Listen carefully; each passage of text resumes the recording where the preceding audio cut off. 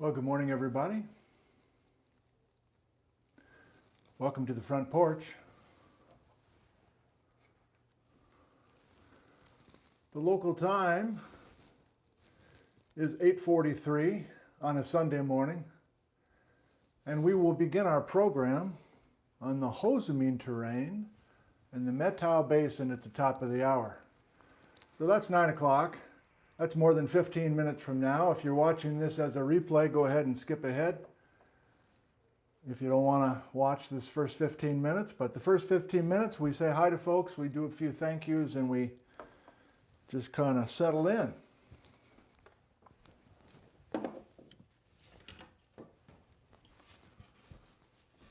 We did a show less than 48 hours ago on the Swakane biotite gneiss and the Chelan Migmatite, and I kept waiting for to watch the replay and to see your live comments replayed. I don't know about you, but I couldn't see the live comments in the replay of this session S. And I just checked right now, like honest to God, like 5 minutes ago, and they're there. So the world of YouTube continues to be a mystery. On the positive side, it's a damn miracle. I can broadcast like this, talking into my phone. I'll never get over that. But there's also this weird stuff of live comments show up immediately. Sometimes you wait a full day. There's a show a couple sessions ago on Mount Stewart and the Chewacam Schist, and you can't see those live chats in replay because of a copyright infringement. That's the show where I, played 10 seconds of a Bing Crosby song from 1928. And of course, the YouTube algorithm or whatever said you fix this or we're not going to show your live comments. So I fixed it. I edited out the Bing stuff, and of course, live comments still aren't there. I enjoy seeing the live comments. It's very helpful to me to see what you're excited by, what you're bored by, etc. And there's always good questions at the end. So, I don't know. We'll keep our fingers crossed. Okay, I got that off my chest. Let's make sure we're doing okay.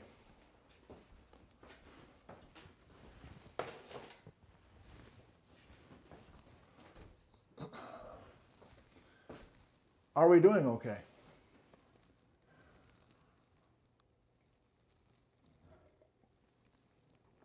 Hello there from Cologne, Germany, 5x5. Chris says it's great. Den in the Jurassic Coast in the UK. Frederick says it's 5x5. Sunday mornings we've had our issues. Hello, nobody. We've had our issues. Hello, Worcestershire, England. Dartmouth, UK. Oh, we got a lot of distant people. Finland is in the house. Philly, that's an exotic location. Jeff's in West Palm Beach, Florida. That sounds about great right now. It's very gloomy outside in the high 20s. Thanks for all the reports. Darkest, Northampton, Marion, Virginia, Vienna, Austria. Hello, Richard. Great to see you again. Kathy's in Brisbane. Hello. Julie's in Prosser. Thanks again for the wine, Julie. Garrett, the Dutch night owl from the Netherlands. Norley's kind of back in the Netherlands and not able to travel. Jennifer's in the Methow. Hey, well, maybe I've got something for you. I think I actually do have something for you today. Ravenna, Oklahoma. So we can, again, will I jinx it? We can hope we won't have problems. I'm indoors. I'm not that far. I'm looking at the router/modem. I always get them confused. I check my speed. I check my download, upload speed. Whatever. I'm so tired of that ridiculous routine. If you hear some sounds, Liz is cleaning the bathrooms. We have, do you remember the rock climbers? Our oldest son, Max, it's his birthday today, and his girlfriend, Corey. They took the family van and left early September before I started this series, and they've been in the Rockies and down south, and they just drove through the night apparently, so they'll be here in a couple of hours. So Liz, instead of taking her usual walk and getting out of the house, has decided to do some cleaning. So, train boy.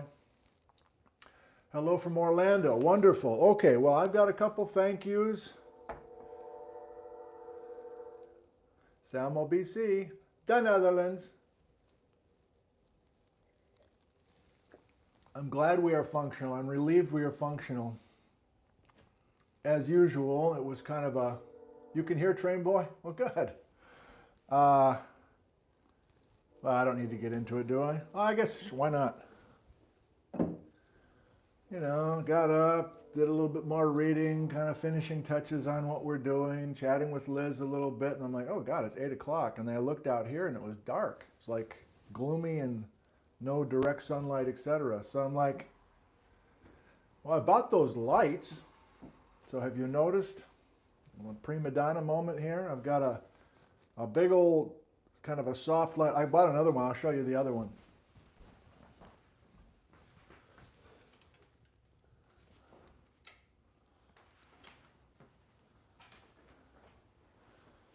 So thanks to Oscar in San Diego for sending me a couple of options, and I chose this. I don't know how to set them up or whatever, but I'm just trying one of them right now, and I don't really have that much room in the front porch, to be honest, but I thought maybe it'd be useful. I don't know. Actually, let me test. Hold on, Patrick.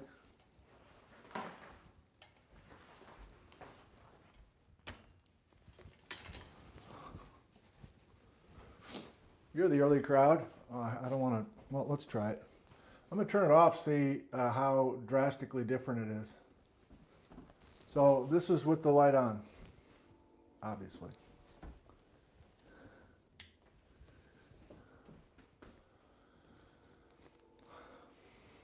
I don't know, I'll wait a little bit. Maybe there is enough light. I think this camera does a decent job. So do you like the light? How do I phrase it? Light on or light off? What do you think? Like, I'll have my usual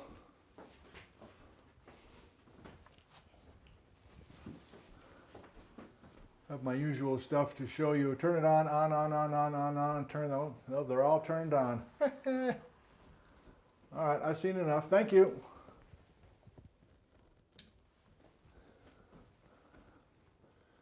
Well, it was a worthwhile investment then. The device 9 says ambient light is fine. All right, well, we'll try it with the light on, see if it's, you know, not much difference. Dan. A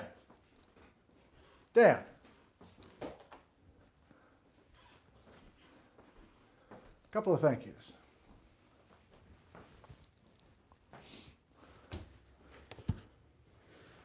So this box arrived at school, and my old buddy Shane, who's in receiving, swung by once to deliver this to me, and he's like, oh, and he wasn't there, so he left a message. He's like, I got this box. It's going to be like, it needs to be refrigerated.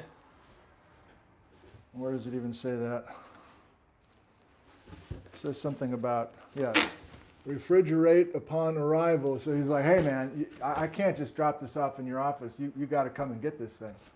So I did. And what's inside?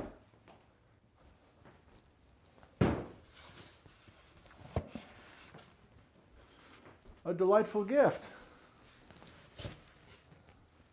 You know, we got a running joke around here now. Sometimes Liz will go, what's wrong? You look kind of sad. I'm like, it's Tuesday. I didn't get a box today. I get boxes every day. I didn't get a box today.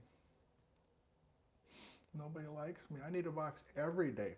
No, I don't. No, I don't. I'm kidding. So this is from Prairie Fruits and Farm Creamery. Illinois' first whatever this says.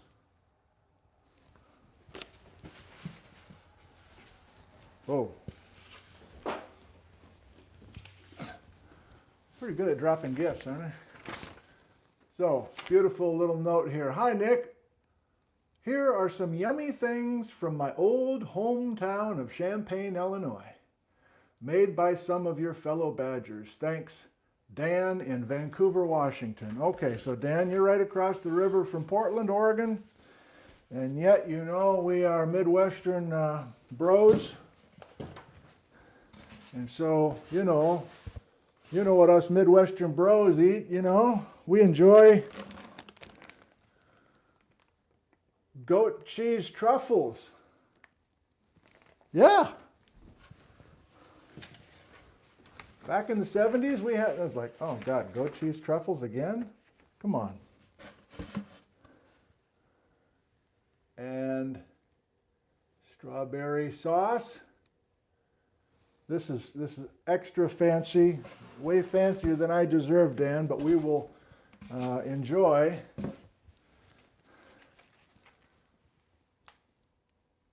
Pecan brittle. And I'm from Wisconsin. I'm not sure I can even pronounce that. So that's when you know you're into something good. You don't even know how to pronounce it, but I'll know how to enjoy these delicacies from Champaign. So thank you, Dan, very much. Better put it in the fridge right now. Hot mic. Hot mic.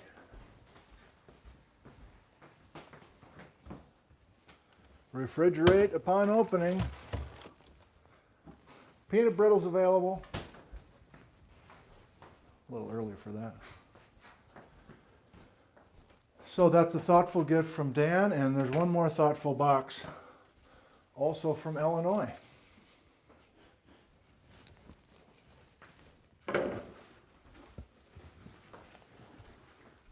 This box arrived from Paris, Illinois. You know, once they've seen Paris, can't keep them down on the farm. And dear Professor Nick, nice things, nice things. Gracie, age 10, and I have really enjoyed watching and learning. Please accept these little tokens of our thanks. Gracie, age 10, designed and tie-dyed the items, and Grandma did the sewing. Please look inside the totes for both you and your wife. We included some starter seeds for the spring garden, and there's garden aprons. Also included is a Christmas stocking for Bijou. We both love cats, and it is a real treat when he joins the stream. He's sleeping at the moment. That's from Carol, Grandma Carol. And a quick note from Gracie, age 10. I love watching your live streams. It has been so much fun watching you. Ever since my grandma introduced me to your videos, I have loved watching them, especially when I see Bijou. He is so cute. Well, now I gotta like grab him and wake him up. I hope you like our gifts. So, Gracie and Carol, thank you. Liz already looked at hers and squealed with delight. So here's what Gracie and Carol made for Liz. Tie-dye design by Gracie. So there's a beautiful bag. And then inside for Liz's gardening, and she doesn't have one of these, Gracie. She doesn't have one of these. A little apron, garden apron with some of her seeds in there. So she will be wearing this spring. And I haven't opened the other two, but I'm going to do them very quickly.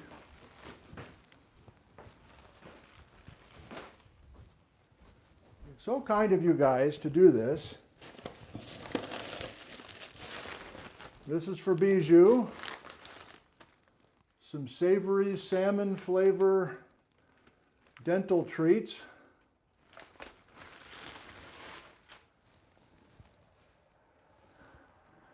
And a Christmas stocking for Bijou, the cat. He will be thrilled.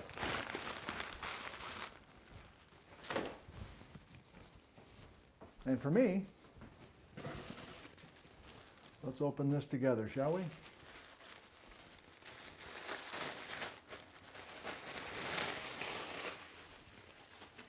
I already see this.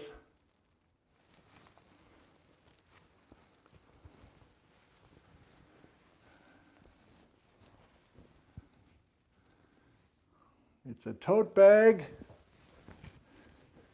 with a rock hammer and a rock. Sewn by Grandma Carol, designed by Gracie, perhaps, and inside, oh boy, am I going to be out in the garden too? I'll pretend like I know what I'm doing, because I don't. Yep, I'm going to be out there too. I've got my own garden apron with some seeds. So, thank you, Carol and Gracie from Paris, Illinois. Very much appreciative of you.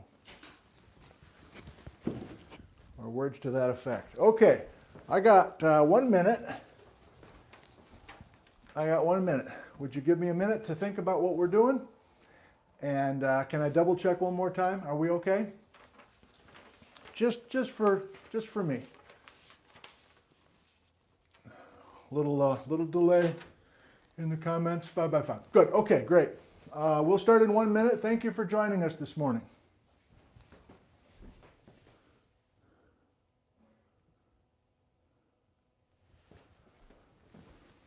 We got to get that sign in a little bit better.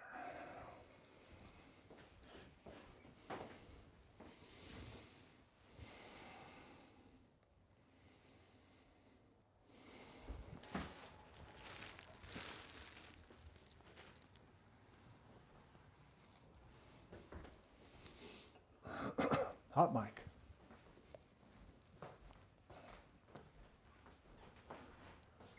Are you upstairs now?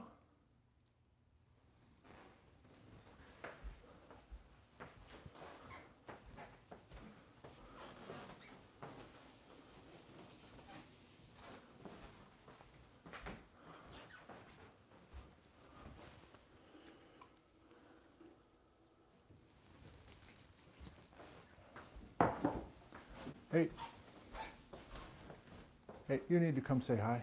Gracie just gave you a Christmas stocking. I'm glad you're awake. I'm just going to make this quick, okay? We're going to say hi to Gracie and her grandma, okay? All right. Okay, so this guy just woke up from his mid-morning nap. And did you want to just say thank you for the Christmas gift? Do you want to say, oh yeah, what do you think of that light, huh? Oh, you're going to get a tan?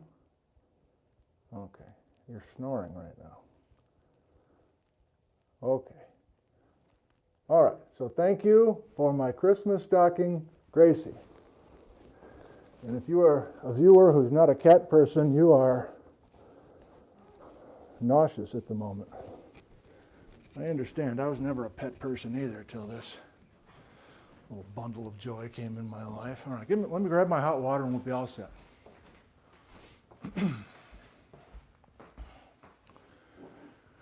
Don't drink the Clorox. Don't drink the Clorox. Maybe I will after this session.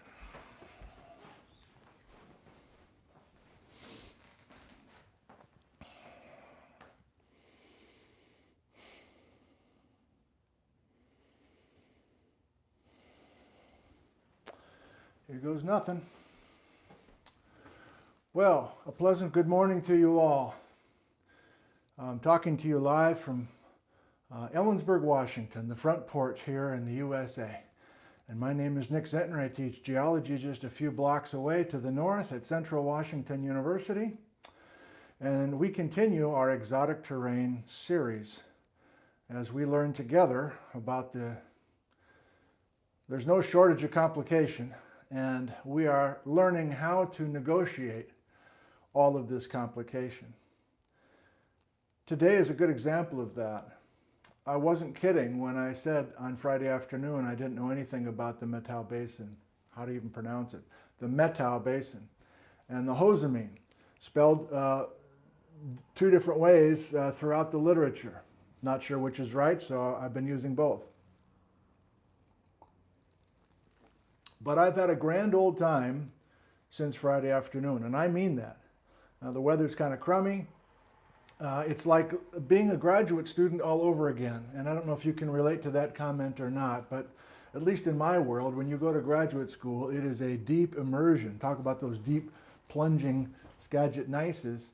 It is a deep dive into complicated geologic literature, much of it brand new to you. Quite often when you go to graduate school, I'm just talking about geology now, you move to a completely different state. You don't know anybody in town. You're quite often, I was single. I'm thinking about my time in Pocatello, Idaho, at Idaho State University. And those years are just eating and sleeping and maybe playing basketball or something or taking walks. And everything else is just geology the whole time. And for the first time, this is the late 1980s for me personally, for the first time there was really no difference between my personal life and my kind of work life or my professional life. It just all kind of worked together, and that's still the case today. There is no demarcation between my free time and my work time. And I like it that way. I'm a terrible vacationer. I like to be active and productive and feel like I'm doing things worthwhile. So my point is, the last 40 hours or whatever it was a lot of learning in a short amount of time, and I had all the scientific papers at my fingertips. I had email addresses for a couple people to help me out, but it is deeply satisfying and exciting to be able to put things together that you've meant to do that for a long time. So this series is forcing me to sit down and put those things together for the first time. And so I've got some good stuff. I hope I can deliver it to you, but I got some good stuff for you this morning. So let's begin. We need an outline. We need a plan. He goes to the whiteboard. I'm going to wait till Act 3 to actually go and look at the details of our two new exotic terranes today, the Hozomeen and the Methow. The first act, I think, will be pretty quick, although we'll see. And the second act is a holdover from our Chelan Migmatite discussion last time. You might recall we were missing a Pluton. So I'll remind you of what we did last time and then go ahead and solve the mystery, quote unquote, although I do have some significant questions for Chris Mattinson and others after thinking about it for all of 40 hours, you know. And then we will get to our two terranes for today. So I think the first thing I'd like to do is remind you that after we got through with September and we started going terrain by terrain and learning the details, and the whole goal was to go terrain by terrain and just learn some basic rock types, some basic ages, maybe a few identifiable features within that terrain that make it a terrain, and not try to do a whole lot more than that. I want to remind you that we started doing that at Kettle Falls, Washington, or just to the west of Revelstoke, BC. And our first exotic terrain to study was, you remember? Quinella, and then Cache Creek, and then Stakenia, and then Alexander, and then Wrangellia. 5 of those guys. And yes, there was an intermontane and an insular story, but anyway, we just built British Columbia piece by piece. There's a reason I'm going back and telling you this, or reminding you this. Then we headed south, and our first stop in Washington was the San Juan Islands, did a show on that. Then we started heading east into the foothills of the Cascades. Those were the pizza boxes and the Western Cascades foothills and the Bell Pass Melange and the Twin Sisters Dunite, etc.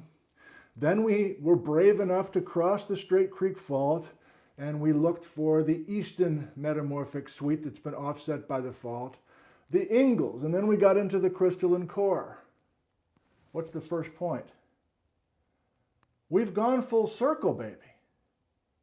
We've gone full circle. We're back to Quinella today.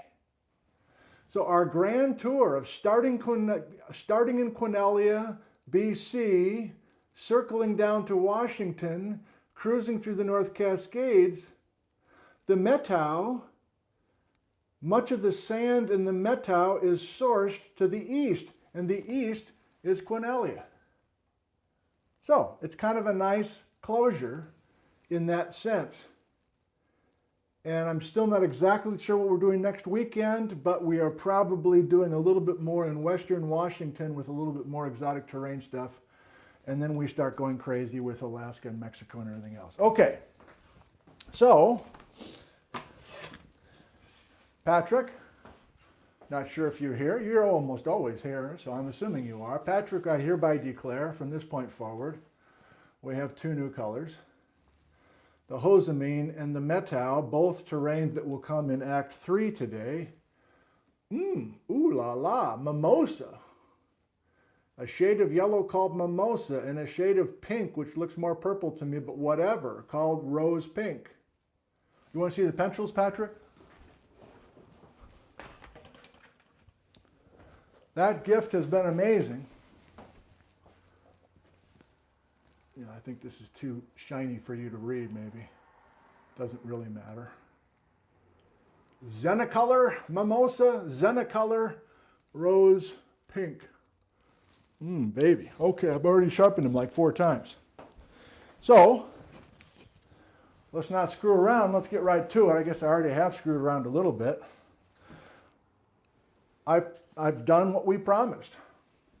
I promised last show that we would finish coloring the North Cascades.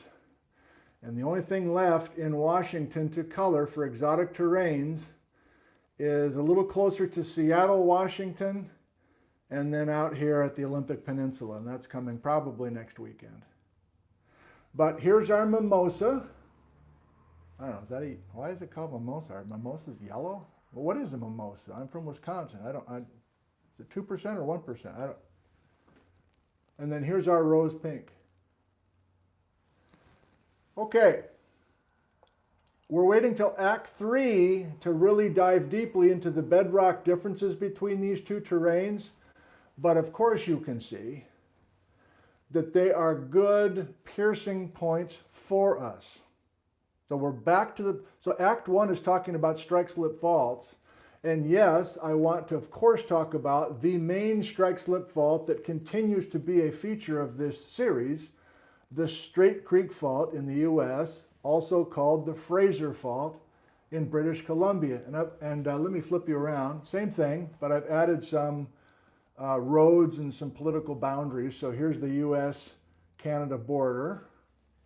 And so our two terranes today actually swing across the border from northern Washington into southern BC, and then whoop, there they are again. Of course, they have different names up here than they do down here. Why not? Let's do it right now. So this is the Hozameen terrane. And on the other side of the Straight Creek Fault in British Columbia, it's not called the Hozameen, it's called the Bridge River terrane. Same stuff.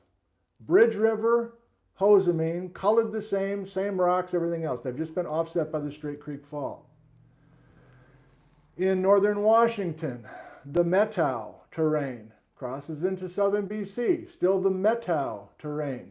But if we jump over to the west side of the Straight Creek Fault, here it is again, same stuff, different name, the Tieton, or the Tieton, probably. The Tieton, the Methow and the Tieton. Same stuff, same age. Now, we're getting down to brass tacks now because I have to fess up. I made a mistake. I mentioned this earlier. It took me a while to really match not only the terranes on opposite sides of the Straight Creek Fault in southern BC, but the faults. And the only real luck we've had so far using a fault and then finding it again is the Windy Pass Thrust and the Windy Pass Thrust, but it's not called the Windy Pass Thrust over here, it's called the Vetter. Not everybody believes this is a major thrust fault, by the way, that's a whole nother story. But anyway, we're using it. The mistake I made is that I colored Chewaucum schist and then a thrust fault. I thought that thrust fault was the I'm sure a Canadian can help me here, but I don't know how to pronounce that. Kowiak or Kowik or Kwok. This is the Kwok. I'll just say Kwok. This is the Kwok, not this guy. So this is mostly Chewaucum schist, and even some of this purple is kind of in here too, but I screwed it up and I didn't want to make a whole new map. The piercing points I do want to use, therefore. Should I go back to the other side? I want to take the Ross Lake Fault and realize that the quoque, is a continuation. Same fault, two different names. I want to take the Pasayten Fault, have it continue on their side. What's that say? Hungry Valley Fault, same thing. And I want to take the Hozomeen Thrust Fault. Remember, if there's these little black teeth, that means it's a thrust fault, and the black teeth are on the side of the fault that went up the thrust fault. I'll show you a couple diagrams that might help. The Hozomeen thrust on this side is the same as the Yalacum. Again, how many times do I have to apologize for butchering names? I'm doing the best I can.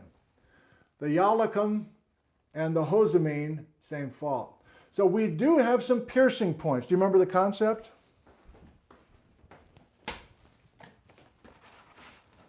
He's got his own lighting, and he's showing himself on a cereal box. This guy's out of control. I was raised to be humble. Didn't work, Mom. Sorry. So we use the concept of two eyes, piercing blue eyes, whatever, and they are supposed to be next to each other in a person's head, but we want major earthquakes, possibly 20 feet of offset. The west side of the strike-slip fault goes north. The west side goes north. Therefore, this is dextral offset. We've already discussed this. There's no major mountain building. It's just a simple shifting of the crust laterally. You're looking down on the crust. Here's a side view of the same crust. If I do that same 20 feet of motion north, you've got it now. And you had it a month ago, 2 months ago, whatever. Okay? So, what's new today?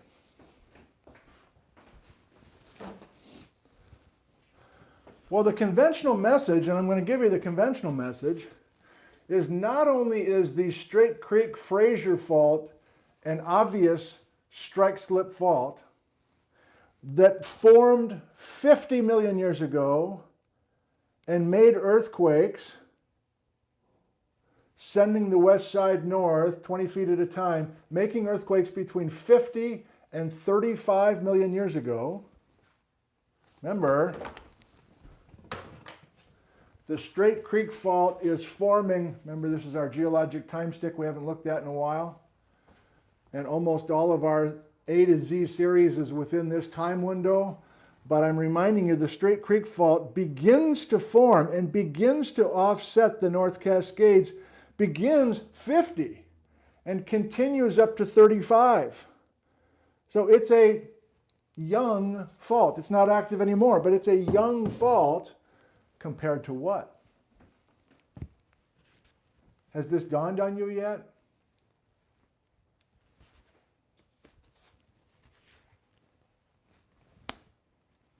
Has this dawned on you yet? The Ross Lake Fault is a strike-slip fault, and it continues. Also, dextral motion. The Pasayten Fault is a strike-slip fault, also called the Hungry Valley Fault. It's also dextral offset. But by looking at the colors here, you can't really match things up, right? Like the Eniat Fault we decided last time was a strike-slip fault, and the offset is quote-unquote modest. Like we have a piercing point here, the boundary between the Swakane and the Nipiqua, and then we have that same boundary between the Swakane and the Nipiqua here. So can't we take that point and bring them back together like we do with the eyes? I don't have to do it, do I? If we want to restore the strike-slip fault, we bring those two eyes back together the way they should be. Well, my main point here is that I don't think we still totally understand how much offset, how much shifting there has been on, I'll just use on the U.S. terms, the Pasayten and the Ross Lake. Because we don't see obvious things that have been offset that are piercing points. And yet today we're going to see something with Chris Mattinson's missing Pluton that kind of throws a wrench in that idea, at least temporarily in my mind. But the main thing I want to say, and I think you've probably already decided it on your own, is that doesn't the Straight Creek Fault have to be younger than these strike-slip faults? Like I'm saying, there's been dextral motion on the Straight Creek, there's been dextral motion on the Ross Lake, there's been dextral offset on the Pasayten, but they're not all happening at the same time. And what evidence do we have for that? It's a basic Geology 101 rule, isn't it?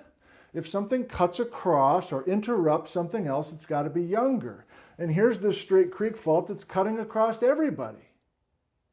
So we know just by the pattern on the map that these strike-slip faults have not been active in 50 million years because the Straight Creek offset those guys.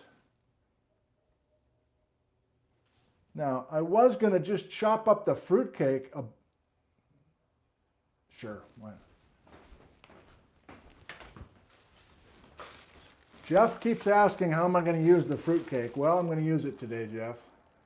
I'm going to show relative amounts of offset, and I'm going to show graphically with the fruitcake how we know that the Straight Creek Fault has to be younger than the Ross Lake and the Pasayten strike-slip faults. We'll try it quickly.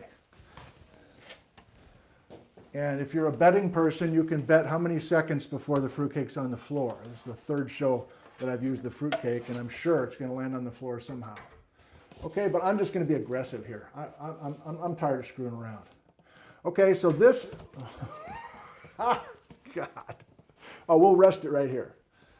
So this is looking, you're looking obliquely, you're looking down on the map of the North Cascades. And I want to make, I'll just do it once. I want to make either the Pasayten, I want to make either the Pasayten strike-slip fault or I want to make the Ross Lake. I was going to do both, but I think that's overkill. I just want to do one, okay? So I'm going to cut. Oh, you son of a... Oh, that is awkward and satisfying at the same time. Memorable nights in college that were awkward and satisfying. Okay. So I promised that we would have dextral offset on, let's pick one, the Pasayten fault. Okay? So that means that we make the Pasayten. Come on, baby. Come on. Don't fail me now. Don't fail me now. And we offset, trying to push, I'm trying to push this side of the fault north each time. I'll try it again. Oh boy. I'm trying to push the heavier part of the fruitcake, but I think I can do it. Okay? Earthquake on the Pasayten every time. Or if you like, earthquake on the Ross Lake every time. So my point is, we have offset. Can we freeze that in time? Can you freeze that mentally in time?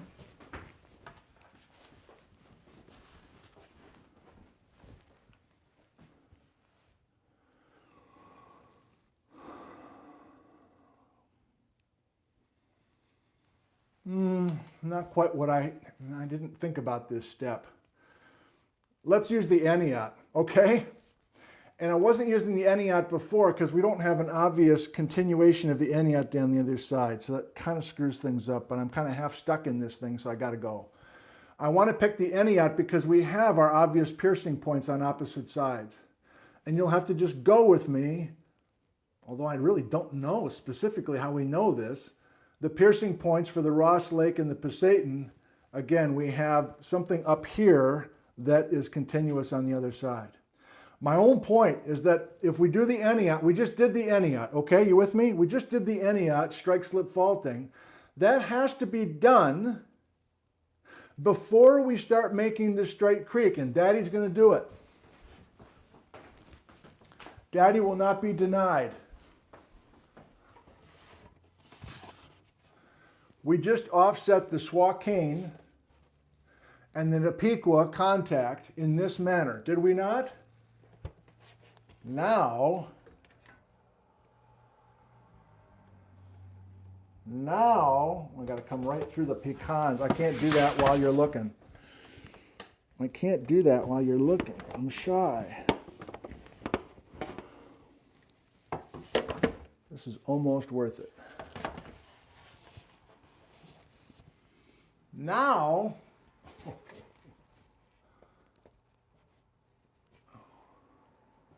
we're offsetting the straight creek, and I'm hoping you can see that we can't do more on the Eniot. It's already been offset. It's been killed. So we can only do one active strike slip fault set at one time. We did, maybe entertaining to watch the guys struggle, but otherwise maybe a mistake here. So in review, we do the Eniot first, and then, okay. All right.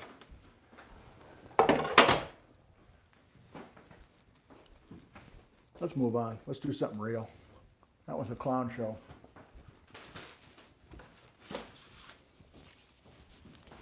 What's in the intro folder? Good Lord, are we still in the intro? Not really.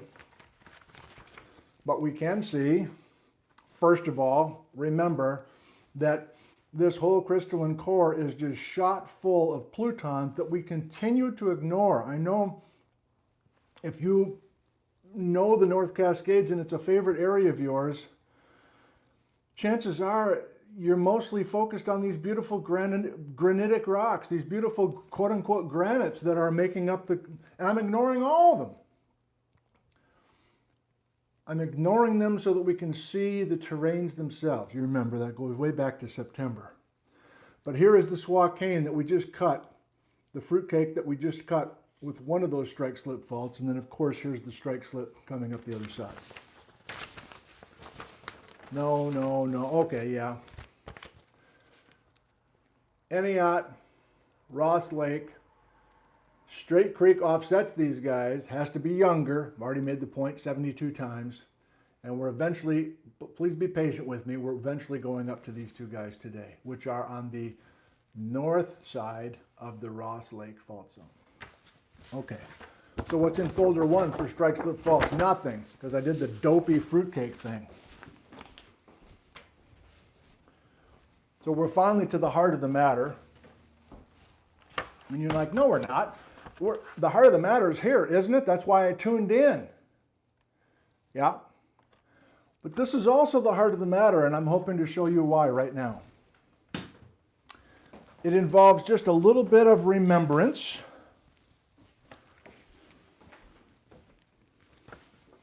Remember this? This was the last show. This was the Chelan Migmatite complex. And the main point about the Chelan Migmatite complex was this.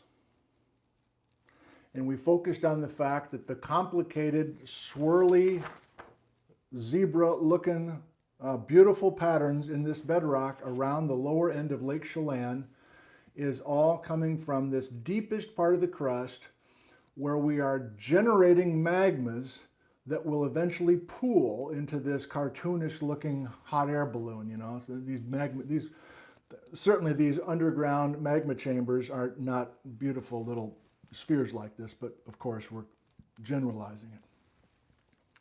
And we said that the Chelan Migmatite complex was a rare look at where that magma was being created by a bunch of series of complicated processes of injecting certain chemistry of magma, having that magma mix with other rocks and other magmas.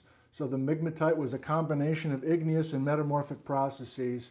And by the time we're done with this whole factory of making magma, we have a beautiful pluton that looks very different from the magma that started down here at the deepest part of the crust. Remember? Okay. The loose end from last show was, we have the Chelan Migmatite. Where the hell's the pluton? And if we have ages from the Chelan Migmatite, and we do, coming from detailed zircons within the Chelan, showing us an old protolith and then some younger ages as well, but it's in the neighborhood of these dates. Can we find a pluton that not only matches age-wise, but matches zircon-wise? Well, a bunch of isotopic signatures of this as well as this. And that's work that's been done very recently by Chris Mattinson and a team of people. So Chris, from Central Washington University, had a grad student who just finished, Megan. She was a TA of mine in the intro labs. And undergrads helping out as well, all from CWU. Then there's a group from University of Anchorage, University of Alaska Anchorage. I think I met Aaron when I gave a talk up there, or maybe it was you, Alexander, I kind of forget. Then another group, including Chris's dad, from UC Santa Barbara. So they're basically saying, we have a pluton nearby. We have the magma factory. Where is the batholith? Where is the pluton? And this group says, we think we have a pluton that is the match. And just to give you a feeling for some of the rocks that are kind of in the nether regions between the Chelan Migmatite and perhaps the pluton that's above. I love this photo. I don't think I understand it. Intrusion, breccia near, okay. Alta Lake unit. I still don't really get what that's part of. But I want to jump to the message. You ready? Chris would tell me about this pluton that they're working on, but I couldn't even really figure out where it was. The Okanagan Range batholith, or the Okanagan Range pluton. He said there's a tentative idea that that's the magma, that's the pluton that was created by the Chelan Migmatite. Well, where the hell is this thing? This Okanagan Range batholith. There's our Chelan Migmatite. We crossed the Ross Lake. Wait a minute, we crossed the Pasayten? I thought this was Quinelli over here. This is me talking out loud to myself yesterday morning. You've got a pluton in Quinellia that matches tentatively the age and the detailed chemistry of the Chelan? Are you ahead of me? Do you understand why that was confusing and potentially exciting for me? What did we just say with the fruitcake fiasco? I think we said that conventionally the Ross Lake Fault zone and the Pasayten are major strike-slip faults with major amounts of offset, way more than I just showed with the fruitcake. I didn't want it to fall again. And yet you're telling me that the thing that made the magma and the magma are still side by side? I don't think I understand that. Okay? We're going to talk a little bit more, but I still don't think I understand that. And I'll be very interested to hear what Chris has to say. He may be watching live. I don't know, Chris. Can you figure out how to type in with your name and everything? I don't know. Probably asking too much. He watches regularly, but I think mostly in replay.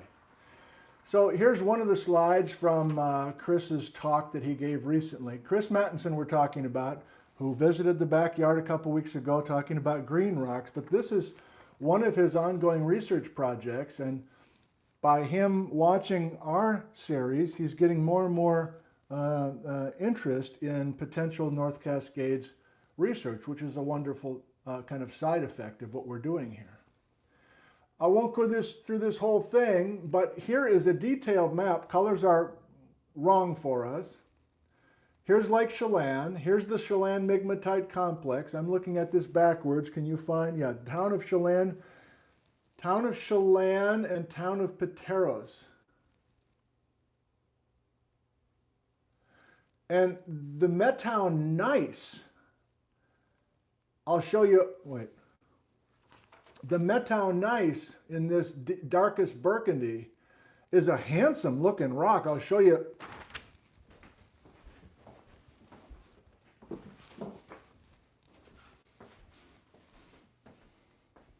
In your hymnal, Sunday morning, please turn, congregation, to page 164. Look at this rock called the Methow gneiss, which was originally a granitic rock that then got cooked. I want to go find that stuff. That looks beautiful. This is a Marley photo, as they all are in this book. Oh, they're talking about the Alta Lake too. Marley is.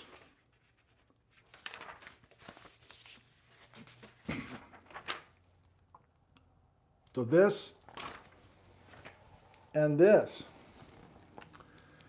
Just south of the small town of Carlton, Washington, about halfway between mileposts 23 and 22, Washington 153 crosses the Methow River and encounters a large outcrop of greenish schist that forms a small part of the Alta Lake complex, which shows up again farther down the road near milepost 4. Does reading this stuff bore you? I'm guessing many have not used roadside geology books before, and it's wholesome fun, man. But I've always used, guides like this, not with such beautiful photos and maps, but I mean, you're looking at these rocks, part of these stories. I highly recommend getting some of these books if you haven't already. I promise I'm not a stockholder. The Methow gneiss, which largely resembles a granite except for its foliation, shows up in a cliff a half mile farther south near milepost 22. Many outstanding exposures of the gneiss show up until milepost 13, 2 miles west of the town of Methow. Its foliation, which is subtle in some hand specimens, shows up distinctly in some bedrock exposures from a distance. The Methow gneiss was originally a granitic intrusion about 100 million years. Oh, 100 million years ago. That's the main event. Before it was metamorphosed in late Cretaceous time. All right, we're building a story together. You remember, all roads lead to 100 million years ago as far as I'm concerned. Now, I'm probably pushing it too hard. But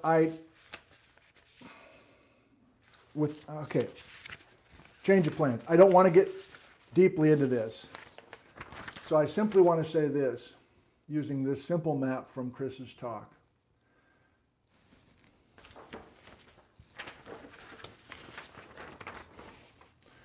Do you see how these two pieces of paper go together?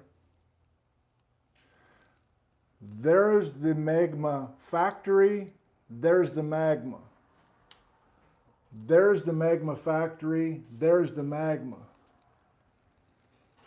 And I have specific dates for where the Chelan Migmatite ages correspond with the Okanagan Range Pluton. It's not the entire age range of the Chelan. Oh boy, I'm not going to be able to find it. Hang on. No, I can't find it. I don't think, easily. Oh yeah, I can.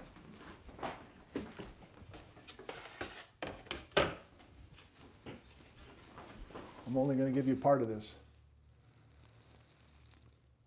So the Pluton that we're talking about, that, I don't know, Chris seems pretty sure that the Chelan Migmatite zone fed is this Pluton between 115 and 108 million years. So you've got a bunch of dates, a bunch of zircons, a bunch of other isotopic stuff I don't get that's a really close match to similar age stuff in the Chelan Migmatite complex. And notice that it is all within our buddy Quinellia, the first terrain that we discussed long ago, because it's north of the Pasayten Fault. Now there's more on this that it ties to the Methow. So just put that one on hold the reason that I'm interested in this, and also why tease it any more than I have to. In December, we're going to talk about Baja, BC. We're going to talk about growing evidence that many of these terranes that are now in Washington were in Southern California, and some were even in Mexico. I know that sounds crazy. I know that sounds crazy. And it's still a minority opinion in the geological community, I must say. But there's new evidence that we will discuss in December that some of this stuff up here has twins down in the far south. And the Pasayten has always been talked about as one monster strike-slip fault that allows this northern movement of some of this stuff that was originally so far south. But if these two guys are right across from each other without any offset, it's like, I don't know, is the Pasayten fault a major strike-slip fault? There must be a bunch of other evidence, but if Chris is correct that he has this evil twin across the way and they are joined at the hip 100 million years ago, and they're still joined at the hip, even after there were supposedly, you know, hundreds of miles of offset on, let's say, the Pasayten fault, maybe that's something to be addressed if you are a Baja, BC person like myself.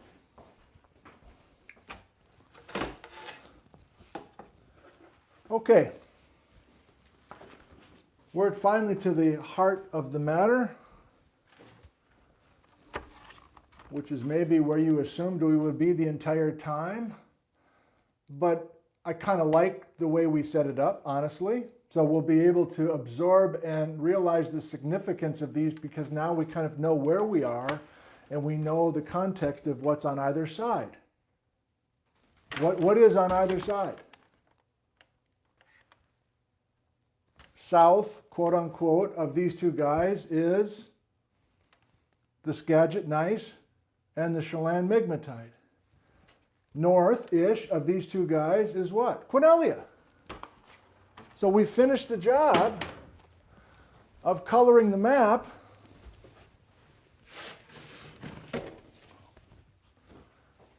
I feel like I need to do it one more time. There's the Chelan. Chris is saying that the Okanagan Pluton is over here, a stone's throw away. And you're like, well, wait a minute, why aren't they right next to each other? Well, then we have to understand what this Methow terrain is. But still, I'm saying, if there's been tons of strike-slip motion on this Pasayten fault, why are there matches, essentially?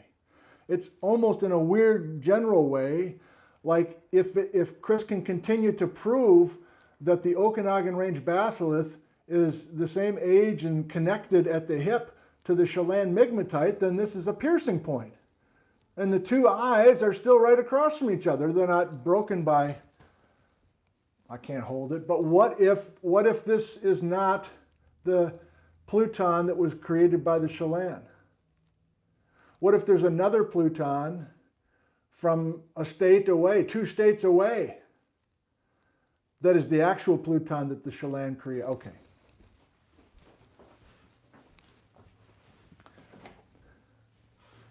I do get a kick out of seeing your live comments and replay, and quite often I see, oh, I'm going to have to watch this one again.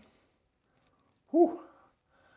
I can't keep up. I thought I was with you for a while, but these last couple of shows, I'm lost. And I don't blame you. I really don't blame you. We've tried to slowly build to this point. We knew it was going to get hairy. And it's hairy. And it's going to get hairier. What am I talking about right now? But yeah, this is different than talking about Bing Crosby back in May, you know, and everybody's singing and riding in a Model T. So this is obviously a different set of shows, but you're still tuned in. We have more than 800 this morning, so great. Let's keep it going. Okay, without further ado, you've been waiting patiently. The Hozameen terrain and the Methow.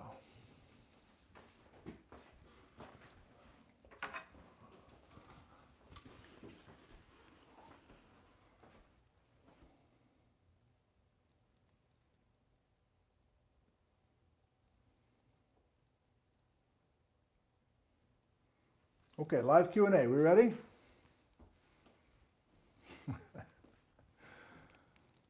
This is kind of what I do.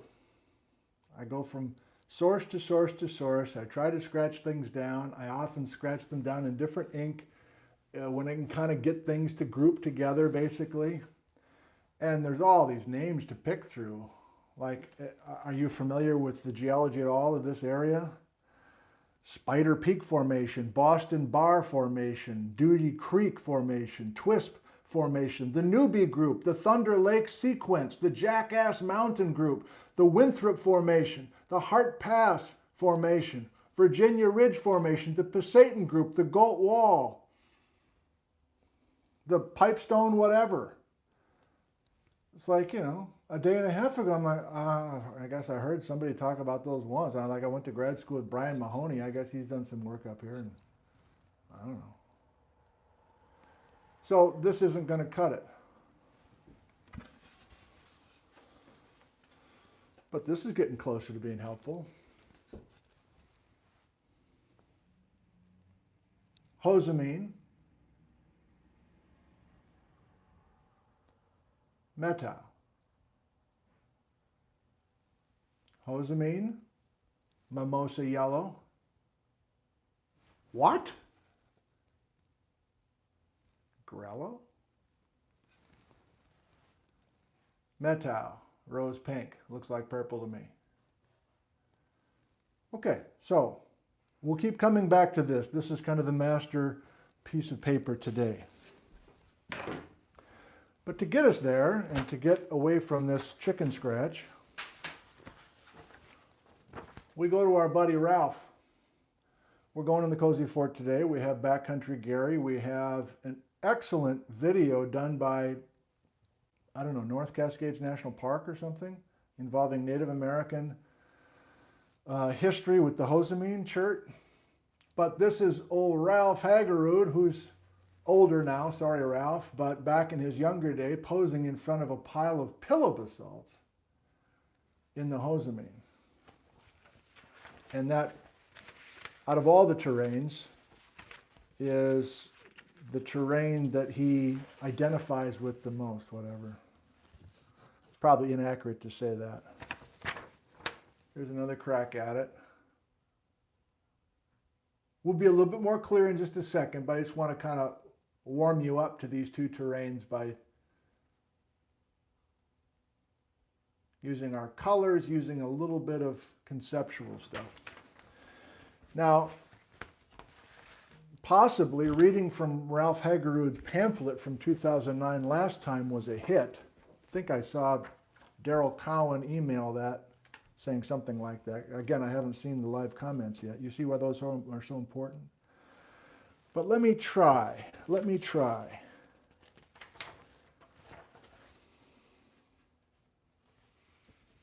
We'll start with Daryl. We'll start with Ralph. Then we'll go to more of my kind of version of the notes. Then we'll look at a little bit of the Hozameen. I got a couple hand samples that are probably what the Hozameen looks like. They're not technically from the Hozameen. Ralph, 2009. I think he did his PhD on the Hozameen group. Hozameen terrain, Mesozoic and Paleozoic. Ocean floor basalt, we're talking about the Hozameen. Ocean floor basalt, deep ocean sandstone and shale, and chert. Some of the basalt erupted at a mid-ocean ridge. Much erupted at 220 million years ago, mid-ocean volcanic islands like Hawaii. And some may have erupted as part of a volcanic island arc. Mud, ooze, formed of silica-rich plankton shells, in parentheses, radiolaria, now cemented into ribbon chert. That's familiar to us. And some sand were deposited on top of the basalt. Many of these rocks are disrupted, broken, and mixed, probably by slumping on the submarine slopes of volcanic islands. Does that sound familiar at all to you? Ocean floor, chaotic, jumbled mess.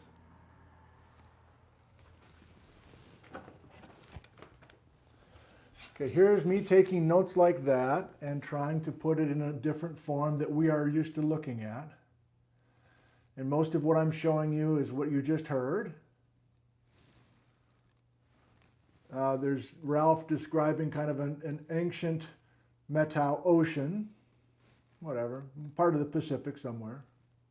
There's our chert. If you want to think of one rock to connect with the Hozameen, I would think of chert, and our video is going to show us that. But there is plenty of detrital sandstone and shale, and then the ocean floor itself with some beautiful pillow basalts. Backcountry Gary is going to show us an excellent photo of some beautiful Hozameen pillow basalt at Crater Mountain. And Jack Mountain also has some of this. There are green stones, which is basically the ocean floor that's getting metamorphosed. But what the heck, are you kidding me? No, I'm not kidding you. So, I've hinted about this. Now we're hitting it head on. I confess that I thought these colors together were ugly and also upside down. Now they're right side up, they're still ugly together to my eye. However, I've chosen different shades of yellow. Remember, our original yellow was turned to grello. I added some gray and even some apple green to this to make the Cache Creek.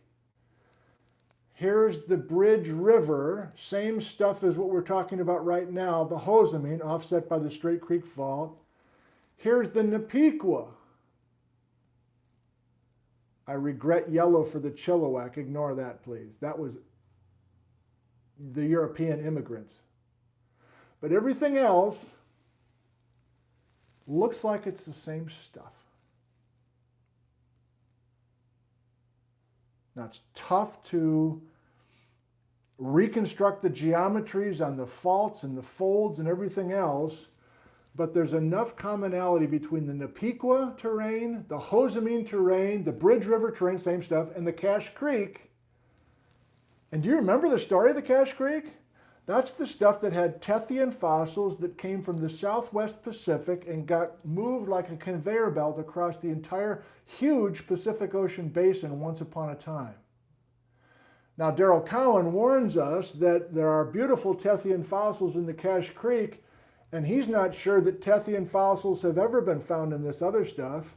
They have been found in the Belle Passe Melange, I might add. So Tethyan fossils a little bit here, Tethyan fossils here, but not so far in this other stuff. And yet, there's enough corollary to think that we've got Cache Creek on our hands. You want to go to the box?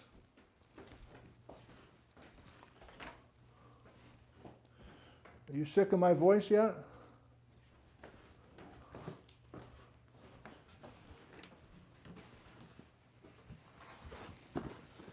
It's been a while since we looked at Cache Creek. San Juan Islands, we thought Cache Creek. Belle Passe Melange, we thought Cache Creek with the huge Twin Sisters Dunite in this chaotic dog's breakfast business. There's the grello for the Nipiqua. Chert, argillite, complex.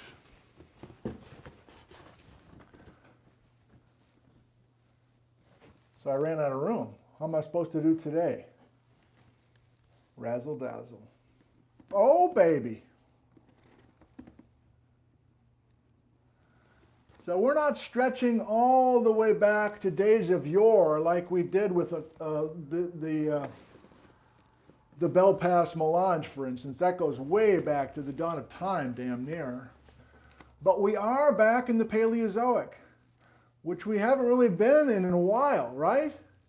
We haven't really been back earlier than 300 million years in a while, and yet the Hozameen, the oldest ocean floor of the Methow area, is telling us, because of the pillow basalts and because of this deep water chert, that we definitely do have ocean floor possibly correlated with Cache Creek and other places.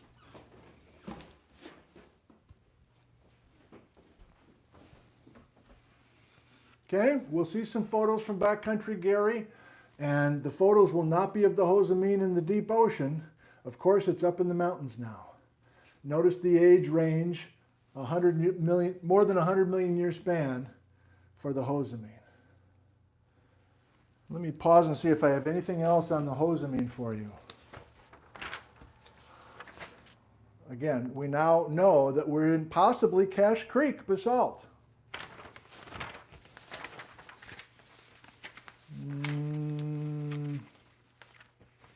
Nope, that's it. Moving on to the Methow terrain, and then we're ready to go in the Cozy Fort. First message.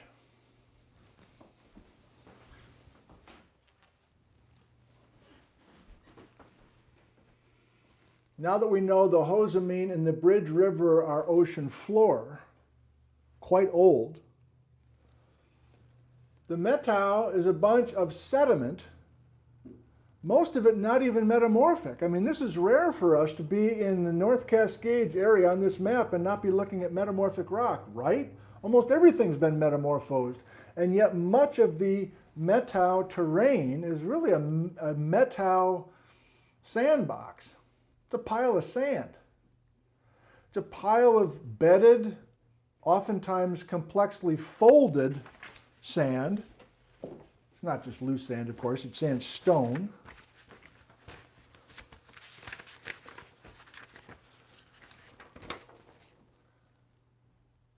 So these sandstone layers, mostly are Coastic Sandstone layers. I forgot to show you the chert. Hang on. Sorry. If we go back just for a second, would you please, to the Hozameen and this very old ocean floor. I don't think I took the time. We have a bunch of chert because we know that chert is from this ooze, as Ralph was telling us about, falling to the bottom of a deep ocean. So here's what chert looks like, sometimes called flint. It's very fine-grained and hard, very sharp edges to it. Beautiful, wouldn't you say? I raided the sedimentary petrology lab last night at about 9:30. Bree McGinnis teaches there, University of Washington grad, so she had well-organized drawers. I just went to the chert drawer. And this is going to be some chert that's more typical of what we're going to see in our video from the Hozameen. Kind of a glassy thing. This is not obsidian. This is deep ocean chert. So there's many different kinds of bedrock in the Hozameen terrain, but I would have us think mostly about this fine-grained deep water chert. Thank you for going back. By comparison, our Methow, where's the master piece of paper? So we're leaving the chert. Just showed you some hand samples of chert. There's a major message and some minor messages from the Methow terrain. First major message, it's a bunch of sandstone, primarily. There's some conglomerates, which are kind of river cobbles. There's some sand, there's some shales, there's some volcanic tuffs and some breccias occasionally. But it's mostly our Coastic Sandstone. What does that look like? It looks like this. I got the light source painting this way, so I won't flip you around, I don't think. You saw it last time anyway. Oh, shit. Famous last words. Okay, our Coastic Sandstone I showed you last time, which is the protolith. Hang on now, hang on. Wasn't the protolith of the Swakane gneiss our Coastic Sandstone? The answer is yes. Am I now saying that a majority of the Methow terrain is our Coastic Sandstone? The answer is yes. Will we visit some other terrains next weekend that are mostly our Coastic Sandstone? The answer is yes. So these sedimentary layers of sandstone, our Coastic Sandstone, are a significant storyteller. And that's a surprise to me. I'm not used to thinking of sedimentary layers, first of all, in the Pacific Northwest much at all. They just don't come to mind initially when I talk about the wonderful Disneyland that we have here in the Pacific Northwest geologically. And then if I do face the fact that we do have Swak Formation and Chumstick and Chuckanut and all this stuff, I'm not that interested. But there has been some interesting recent work in the Methow, in the Nanaimo sandstone, in the West Melange Belt sandstone, etc. And you can tease out some interesting tectonic stories from a bunch of sandstones sitting in a basin, which is not the normal way that I approach things mentally, but I'm starting to see the power of places like the Methow. Like what? Like you can now pick through this Methow terrain. You can pick through all this Coastic Sandstone primarily. You can see there's other bedrock types, but I'm just going to say sandstone from this point forward, okay? From 200 to 100 million years, the Methow, sedimentary basin, sandstone layers, mostly basically crumbled gneisses and granites. I mean, it's a feldspar and quartz sand and some other things thrown in for good measure. But can you read my notes here? The main story that's of interest to me and possibly to you is that in the earlier days of the Methow, the sand and other rock types and zircons and other things talk about a deep marine story. In other words, we're going to take our ocean floor that has deep ocean sediment on it, and we're going to continue to dump sand on top of that old Hozameen ocean floor in the first half of my Methow story for you. And in green, which I added about an hour before we started, recent work. I should share the papers I've been using. I should share the papers I've been using.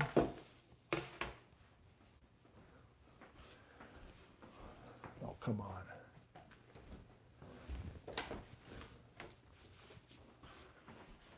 I mean, Daryl Cowan's got former students all over this stuff. This isn't former, this is somebody from Norway.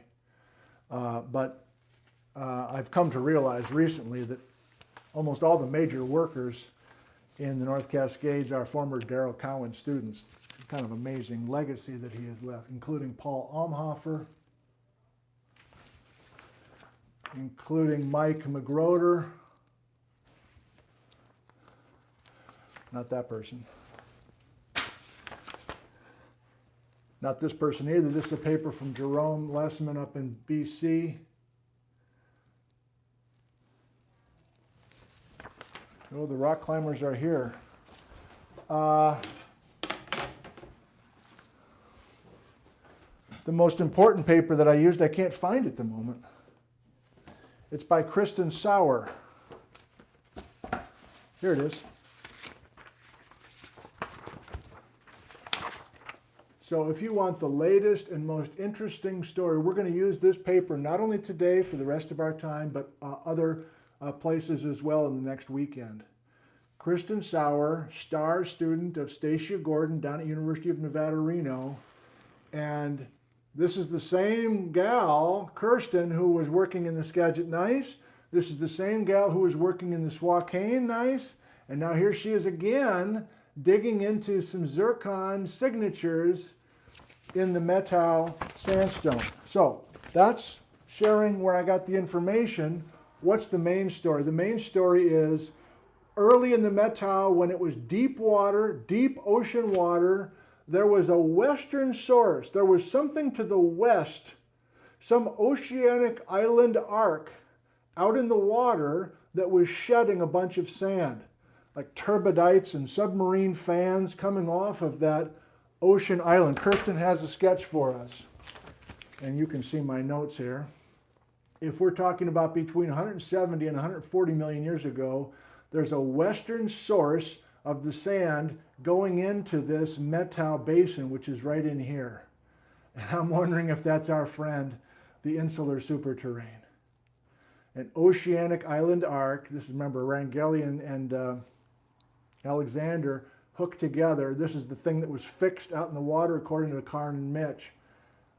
So the main message is, as we get closer and closer to the main event, which is what? Which is North America plowing into the stationary insular, there's a change in the zircon minerals, the zircon sands, in the Methow. Daddy's getting excited. As we get closer and closer to 100 million years ago, the details in the Methow sedimentary basin tell us that the water is getting shallower and shallower. And more importantly to me, now suddenly most of the sand is coming from the east. It's coming from North America. It's not coming from this oceanic island arc out in the water. And is it possible that a bunch of the sand in the youngest and shallowest part of the Methow is from the eroding Okanagan Range batholith?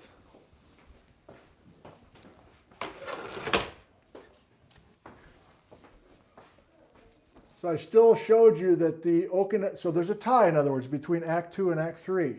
Act 2 has the Okanagan Range batholith invading Quinella, possibly a volcanic arc signature, probably was, and we're going to shed eventually some stuff coming from the east and having the sand fill the Methow late from the east.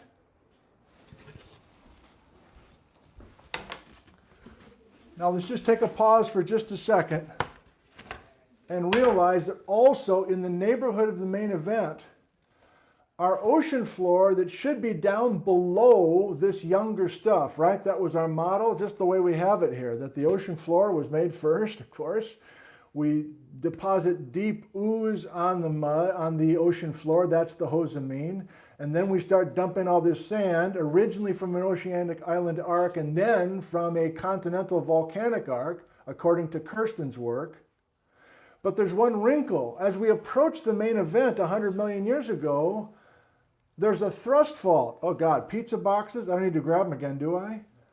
We have a major pizza box thrust faulting a nap of the Hozameen terrain being shoved up and onto a portion of the Methow sandstone. Is anybody still with me?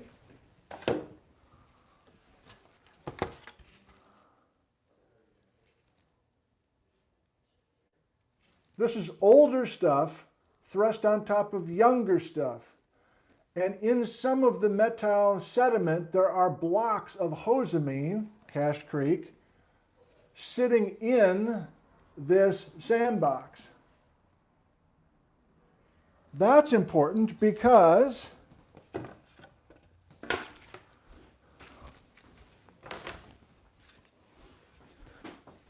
for a time, we have a highland both to the west and to the east on opposite sides of the sandbox, and so we've got sediment being shed from both directions.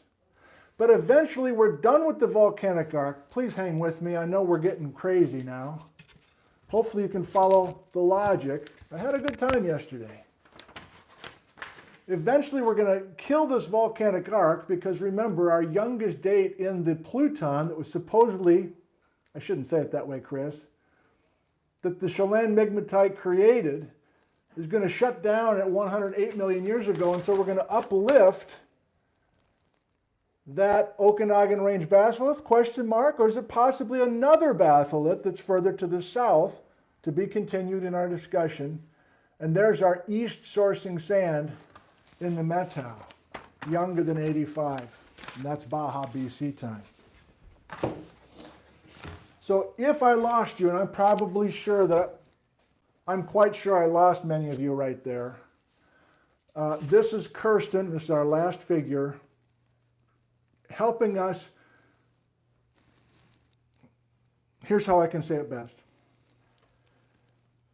I think of sedimentary layers as boring, but in this case, and probably other cases too, you can pick through the sandstone layers and help bring some details of North America plowing into a fixed insular superterrane with westward subduction, if you ask me, in these three time windows. And we go from sand primarily coming from the insular or some sort of oceanic island arc offshore to finally being here where we have accreted this oceanic island arc, and now the sediment is coming from the eroding plutonic material in the volcanic arc in Quinella proper.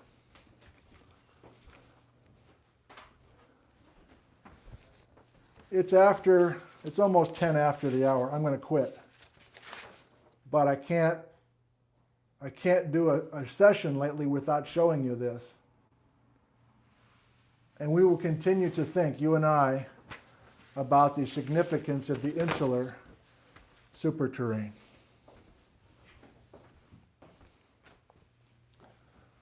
Okay. It's time for the cozy fort. I'm going to turn off this light for a bit and get it out of the way.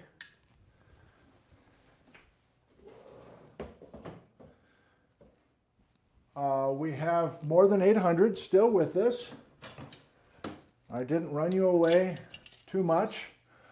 You know, one of the roles of the cozy fort is just to make these places real.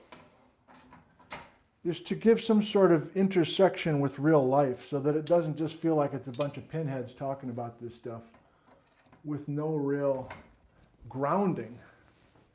And we need that here. We need grounding. We need application. That's why I liked Lindsay's backcountry trip photos so much. She was taking our sometimes esoteric academic work and applying it to her route, I think after the fact even. And I've already said that I love that concept so much. Okay.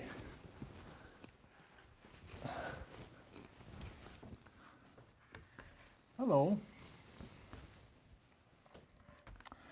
This isn't a marathon session, so that's good news if you're ready to ask some questions.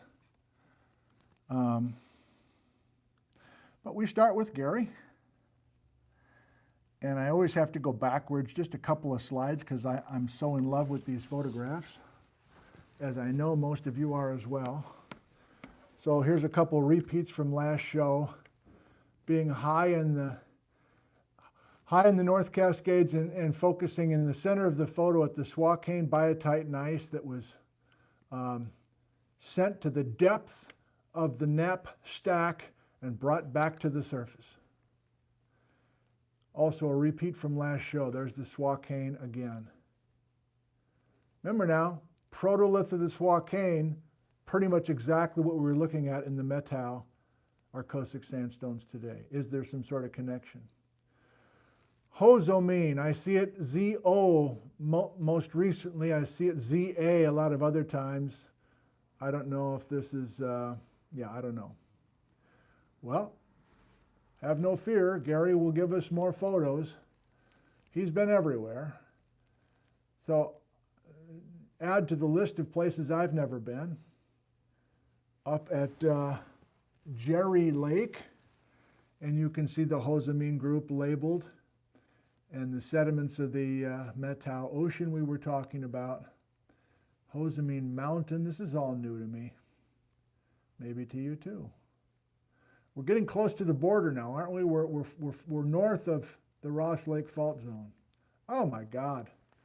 So I showed you that little hand-drawn sketch of Ralph Haggerud in his younger days, and pillow basalts. Most of us know that pillow basalts form when lava goes into water, when basaltic lava goes into a thick body of water. What was the date on that Hozameen? That's more than 200 million years ago, and those basalts look fresh as a daisy, man. Those pillows look absolutely amazing. And we're up on Crater Mountain. We're way up above sea level, of course. Those might be the best pillows I've ever seen, and yet some of the oldest I've seen. 3 Fool's Peak. We're in the early half of the Methow sediments. Can't give you more than that.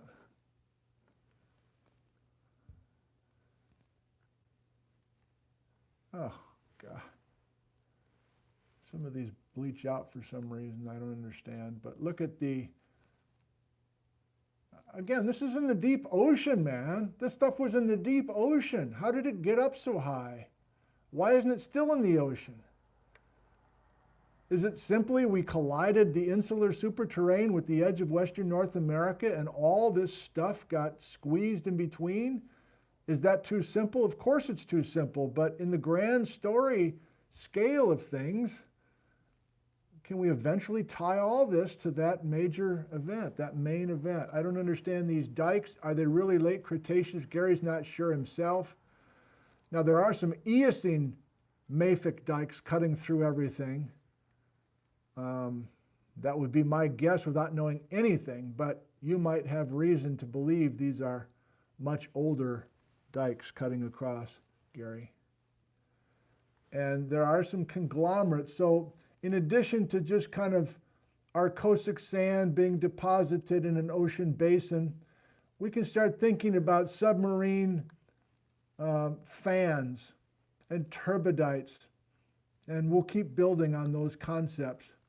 This is the last one, and this is the money shot from today as far as I'm concerned. I remember old Bob Bentley, when I first came here 30 years ago, a longtime geology professor here at Central Washington University. He had just gotten back from a trip with Jack Powell and others to Hart's Pass. He says, "You got to get up to Hart's Pass. You're new here, aren't you? Get up to Hart's Pass as soon as you can. Slate Peak Road." I still haven't been up there 30 years later. But I want to go now, seeing these photos, and it's all Methow sediments. Okay. Thank you isn't strong enough, Gary, for your contributions, but it'll have to do. It'll have to do. I don't have any field reports today. I want to alert you to this YouTube channel if you've never heard of it. It's called Flying M Air YouTube channel. And it's a helicopter pilot named Maria who flies a helicopter for a living, working with orchards and things like that. But she also has some fancy cameras, and she enjoys posting photos, videos of her flights. This is just a simple video she posted this morning. The cam image is always interesting to me because it seems like it just floats back and forth. So she's above Lake Chelan right now. Nice and smooth, though. I'm very, very happy with it. And she narrates. I think she's flying solo right now. To go from Lake Chelan to the Methow Valley along one of these roads, it would probably be about a 4-hour drive. And I'm doing it in about 10 minutes, 15 minutes tops.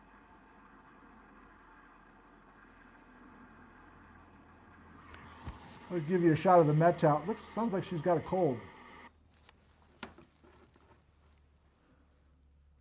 The little half circles and the whole circles, these are created by irrigation pivots. So she's flying over the, I think that's Washington 20, isn't that right? Heading up towards the little towns of of pleasant drive up that road. Twist, so if you follow that road, Winthrop, up from the Columbia, you turn at Terranes, I think it is, and you just follow that road up. It takes you through all these little towns along the river, and then it goes up into the North Cascades, up to what they call Highway 20. And that particular road is closed in the wintertime. In fact, she's got a lot of videos, and they're very good, so I encourage you to check her out. I want to show you at least 5 minutes of this, if you don't mind. It's more than our usual 3-minute clip, but it's called Hozameen. Oh, come on. Hozameen, a story of chert identity, and I can't read it backwards, from the North Cascades National Park. But it's an intersection of what we're learning from native cultures. Obviously very important. If you've seen my videos with Randy Lewis, we're going to film, I hope, again in a couple of weeks when I'm done with you guys. But intersecting with white folks who are trying to do archaeology and trying to preserve at least some of the knowledge from archaeology been found. And the Hozameen chert, our deep water ribbon chert, is a major part of the anthropology and archaeology of the North Cascades. We'll see how much of this we'll watch, but I love this video.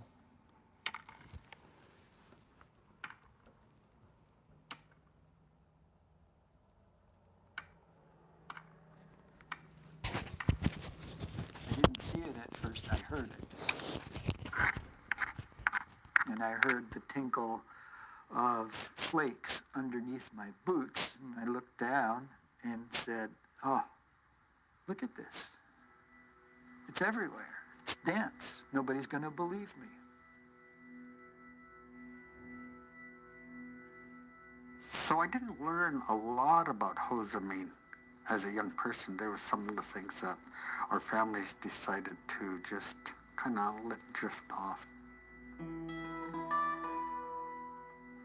I first learned about Hozameen actually, through Bob Merendorf, the National Park archaeologist, who took us out there after he discovered it and did some studies on it.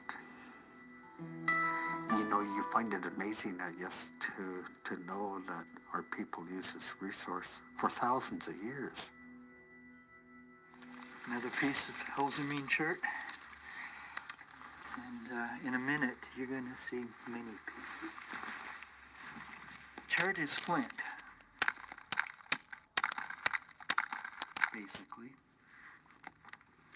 And so we have mountains in the North Cascades, mountains made out of flint. And this is what the original people knew and why they were coming.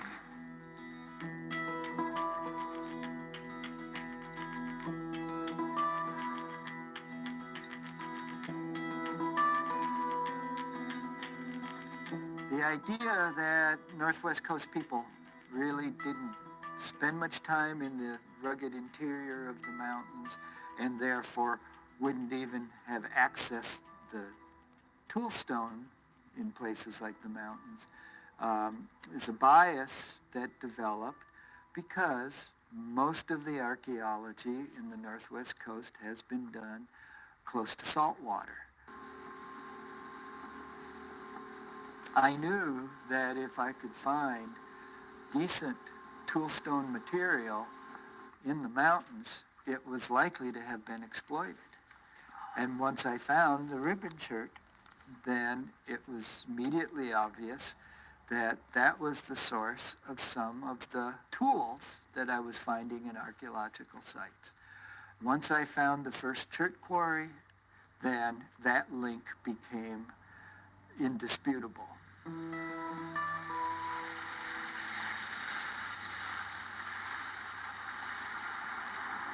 What's archaeologically significant about Hozameen chert is we can trace it quite readily.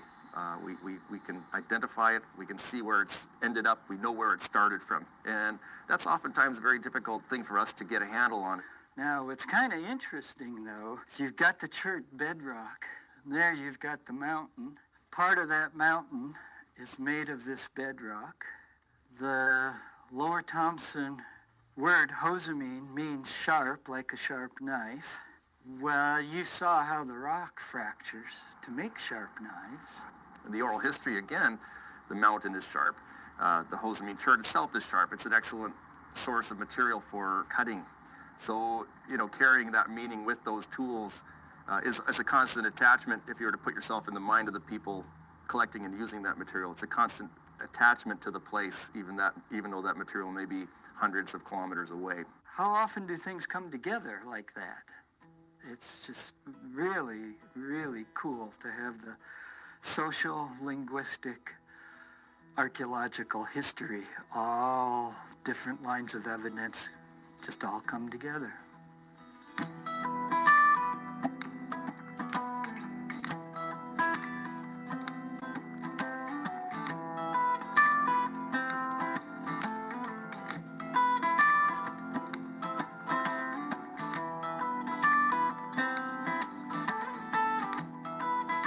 Well, place names are important to me, and I think to all of Stalo, because it gives us an indication of the use of the land and the connection that we have to places.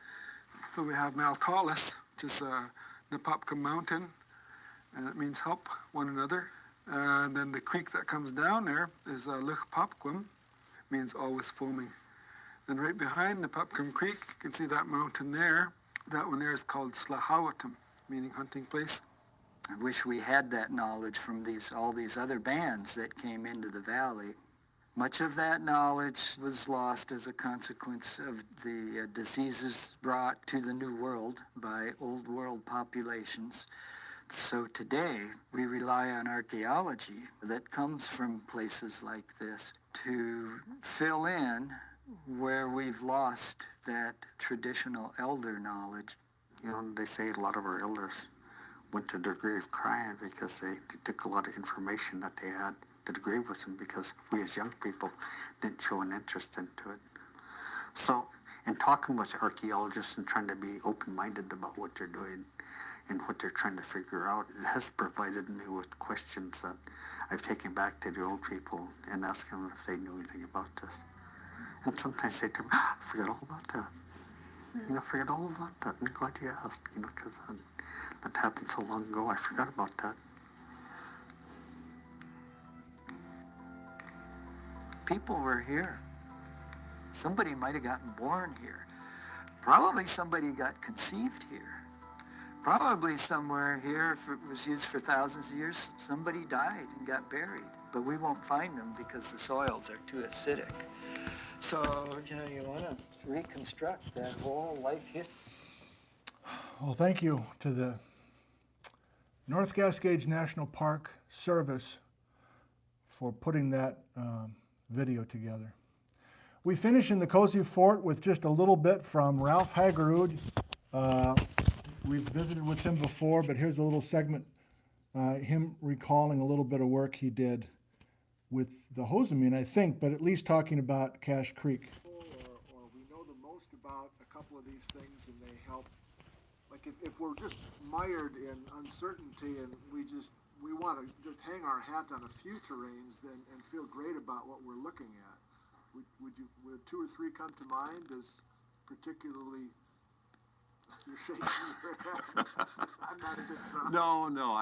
My idea of rocks I really like are you know, this pretty rock, this hand specimen, I like it. And the terranes, I don't have any emotional involvement with to speak of any consequence. The thing I think of about terranes, the piece of the North Cascades terrain story that sticks in my mind is that we have several terranes that sound a lot like each other. The Hozameen group, the Napiqua terrain, the Bell Pass Melange, which is mostly Elbow Lake, or we go out into the San Juans, and it's the Orcas Chert and the associated seamount volcanics. And those are all oceanic terrains. And we could say they're all the same one, and there's some truth in that. But what we're saying is that it's pieces of the Paleozoic and early Mesozoic Pacific Ocean floor. And look at the modern Pacific Ocean and how big a place that is. And think about how meaningful it is to say this is all the same terrain. It's not very. Right.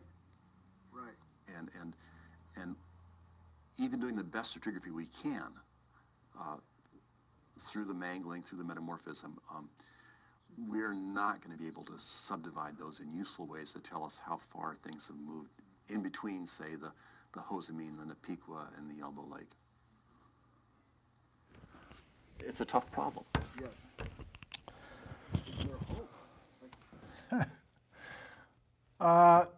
I've come a long way personally. I didn't know any of those names or places or terrains. I remember when I was talking to him, I'm like, well, boy, I hope when I end up showing this in November, I'll know a few of those things he's talking about. And we have made tremendous progress that way. So good job by you.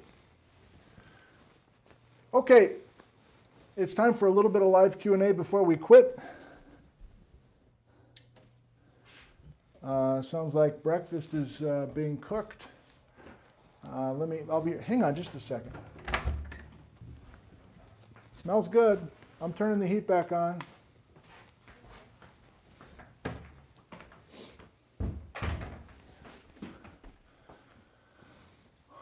Okay, I'm popping the chat out like a boss, assuming we still have some people here. Can't tell who 700 people, almost 800. Pop the chat out like a boss. Like a boss, pop it out. Right between the eyes. Uppercase, please, and I will do my best to answer some questions.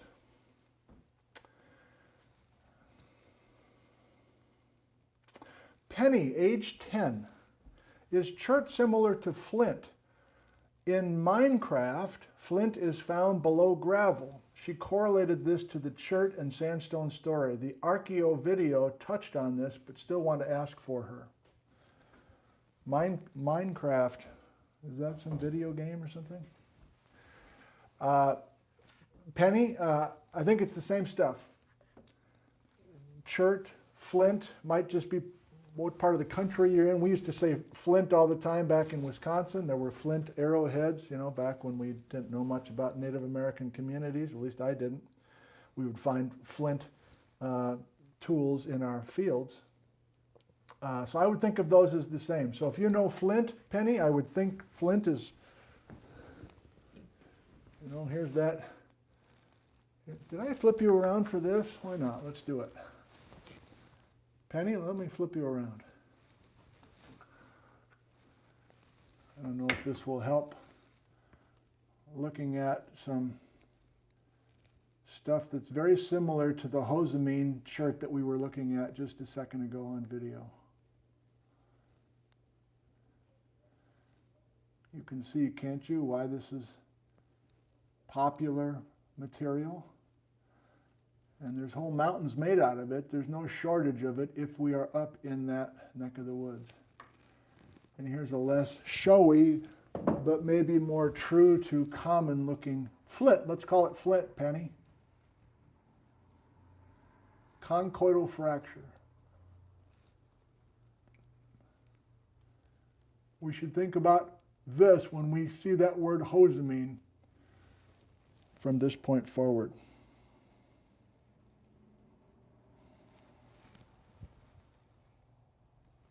Thank you for the question.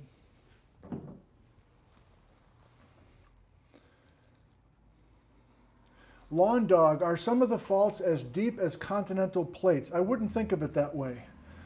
Thank you for the question. The San Andreas Fault is a major plate boundary, and that would be the only fault that I would consider thinking about having significant depth where we have two blocks of lithosphere, the depth of a continental plate. The rest of these I do not visualize, and I don't think I'm inaccurate here. The Eniat or the Pasayten, I don't think of them going all the way through the depth of the continental crust. And then you might say, well, how can you move things if it doesn't go all the way through? If you don't sever through the entire continent, how do you move blocks? And I guess there's different ways to answer that, including how pressure and temperature conditions change as you go deeper into the crust. And so things are just not brittle as you go deeper down. So it's impossible really to fault them. A few more questions. 10:30, huh?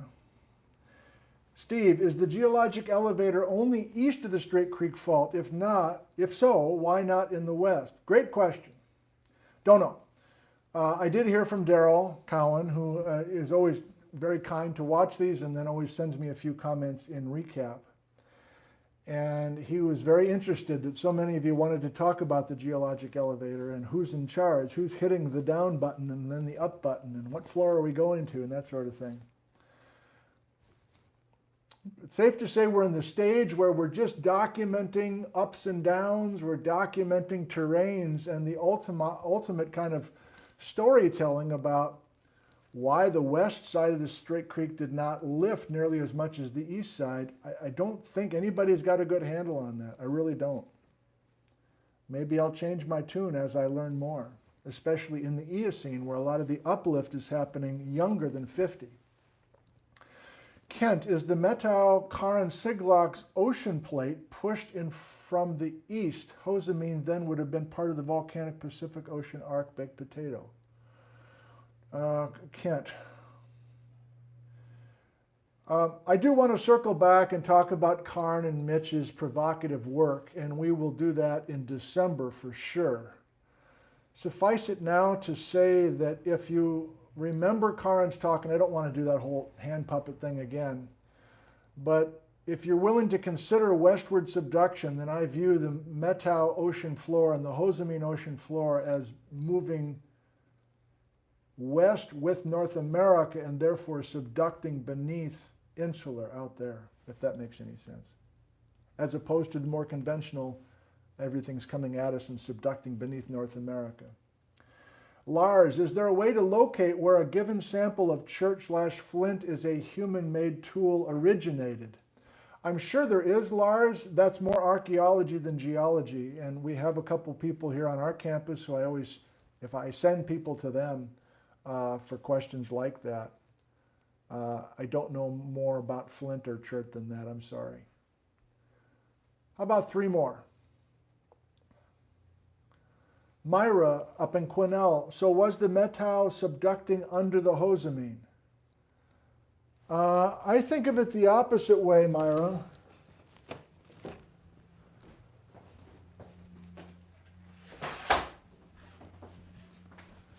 Not all of the black teeth are the same scale fault. And so in the case of the Hozameen, I visualize, I don't know if this is incorrect. No, it's got to be correct because this is still sedimentary material.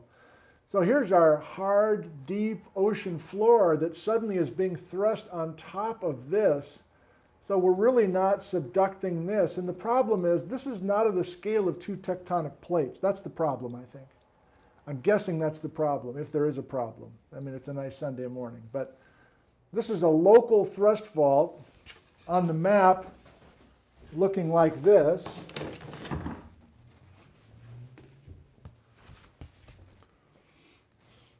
Here's the Hozameen, our deep water chert, being thrust up and onto the Methow.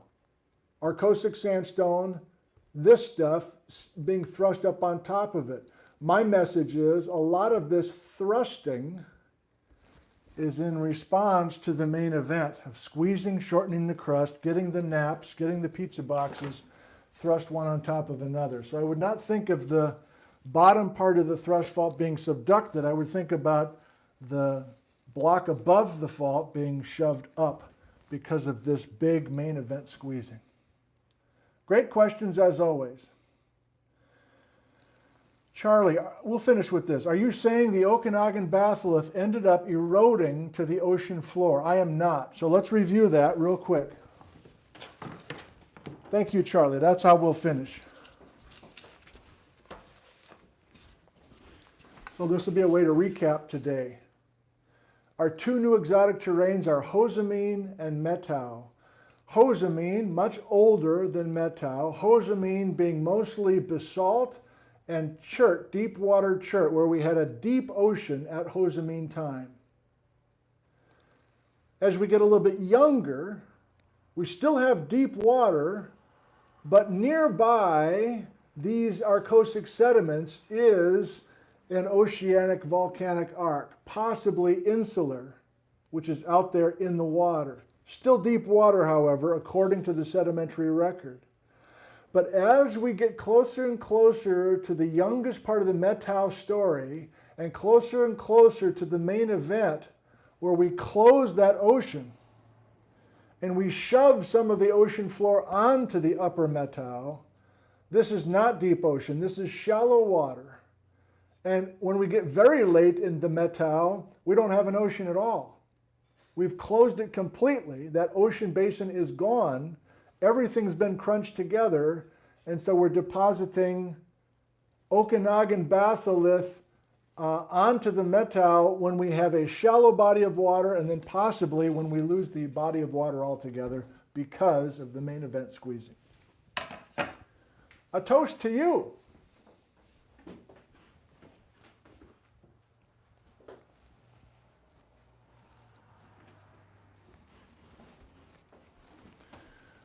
Here's to you for making it through another one of these episodes on exotic terranes. Here's to your quest for knowledge, your enthusiasm to learn new things, your regular visits to our little dog and pony show here. Very much appreciated. Here's to you.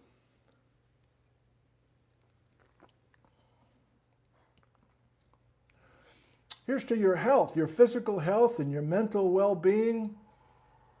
Not only you, but your immediate family.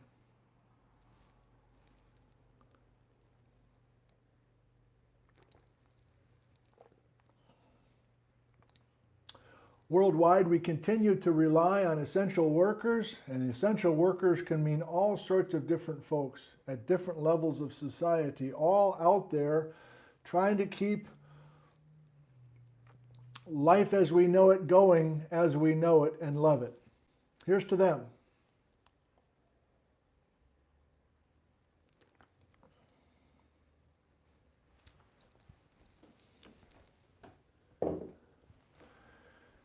It's time to go into the house and warm up. It's time to go into the house and visit with the rock climbers who haven't been here since the first week of September. They will have plenty of stories from rock climbing in the Rocky Mountains, etc. And we're also celebrating Max's birthday today.